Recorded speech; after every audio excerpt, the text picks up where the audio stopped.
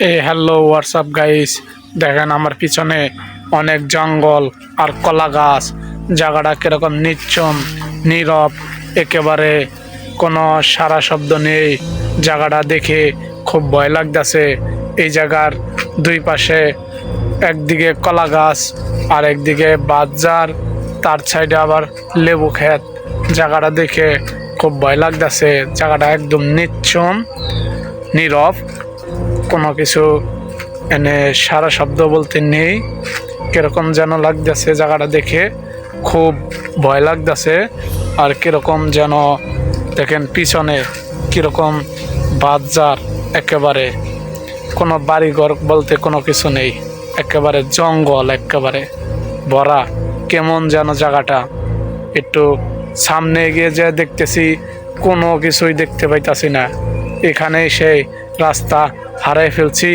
আর কেমন যেন খুব ভয় লাগতেছে, কিন্তু কোনো কিছুই দেখতে পাইতাছি না। খালি কলা গাছ আর লেবু ক্ষেত। ইয়ার মাঝখানে এসে একলা এখানে এসেছিলাম, আসার পরে আর কোনো কিছু দেখতে পাইতাছি না। খালি বাঁশঝোপ আর জঙ্গল, আর খালি গাছগাছালি, অনেক জঙ্গলালা।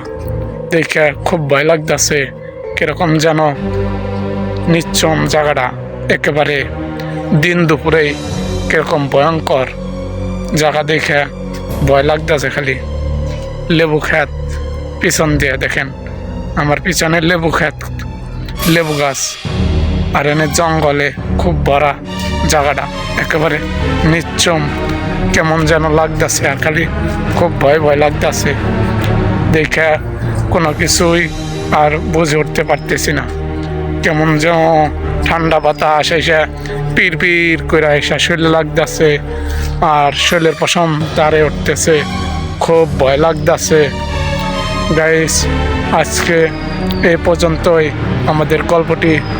ভিডিওটি ভালো লাগলে লাইক আর কমেন্ট আর সাবস্ক্রাইব করে দিয়েন আমাদের চ্যানেল।